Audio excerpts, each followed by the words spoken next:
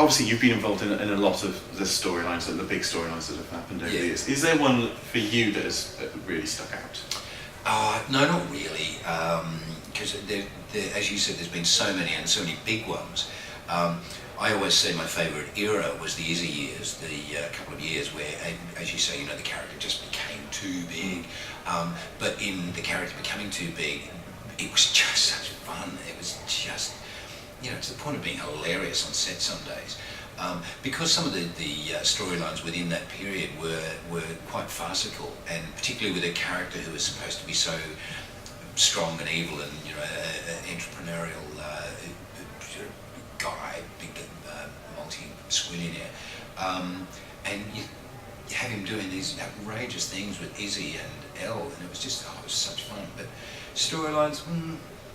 Falling off the cliff, and then eventually the outcome of that was losing his leg. That was obviously a big storyline. Favourite? I don't know. It was certainly a good one to play. The demise of Paul's son, one of the triplets, Cameron. That was a shocking storyline to play simply because my son's called Cameron too. So it was actually it was a really difficult one. And that day of filming, I was really a bit on edge, and nobody ever knew. But it was I was a bit like too much. Did they not consider changing the name of the character? Well, unfortunately in my role as Paul, together with my real life, there's an awful lot of art imitating life going on. My eldest son is called Cameron, my son on the show is called Cameron, dead one. My stepson on the show is called Declan, my second son is called Declan. We've just got a new character on the show involved with Paul, I can't say who it is. The actor's name is called Darcy, the boy's name is called Darcy, my daughter is called Darcy. My second wife on the show, Paul's greatest love, is Gail. My wife is called Gail. Paul has an Auntie Joan, who's one of his favourite aunts. I've got an Auntie Joan. It goes on. That is freaky. Yeah. Oh, and the other thing that even freaked me out even more, Darcy, this boy that's come on the show, he turned around and he said, and I said, this is uncanny, my daughter's called Darcy as well. And he said, yeah, you know what, my dad's called Paul. I just, no. I'm sure that must be a reason why you got the part. There must be something that's like, I don't know. It's freaky. Psychological link towards that character. Yeah. Must be weird. Must be. I think actually, was it Rebecca Emloglu who is Therese? Yeah. Didn't she ask to have her name changed because I think her mum is called, her mum was called Teresa. Oh yes, and she hated the way that the name was pronounced. Yeah, I do know something vaguely about that, but yeah, I don't know the whole story. But yeah, that's quite probable. So she's wielding more power than you. There's something wrong here. Something seriously wrong. What would you say is the one moment that most people ask you about? The leg. Really? Yeah, the leg, always. It's staggering the amount of people that ask to be photographed with my leg. As in, them holding up my leg like that. It's just, really, guys, you do that on the street? Not real amputees? Yeah. I mean, you were saying about being, blind drunk. I mean, Paul is legless every day, so...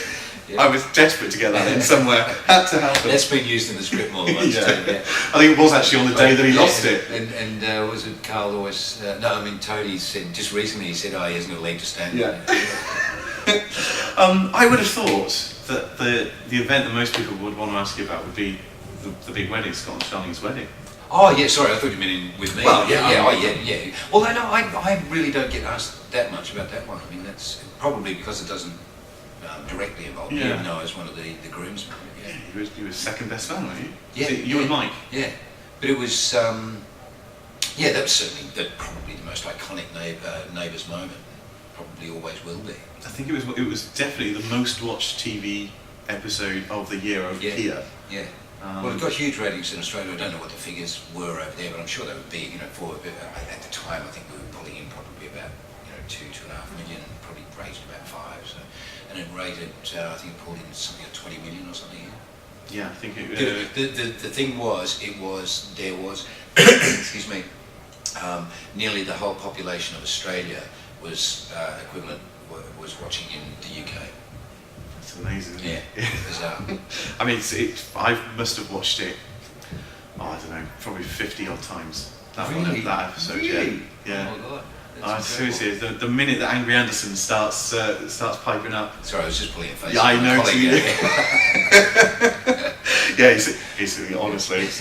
But no, I loved that whole thing for me. That captured my sort of early teenage years. Yeah. You know, I wanted to be Scott Robinson. Oh yes, and you and Squid and other boys. Yeah.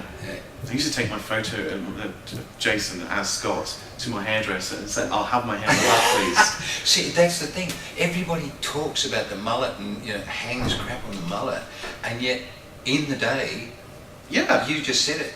The amount of guys that had a mullet because of Jason and Henry. and Guy and Craig. Yeah. Amazing. Yeah, nobody would ever want a Craig McLaughlin No. mullet. No.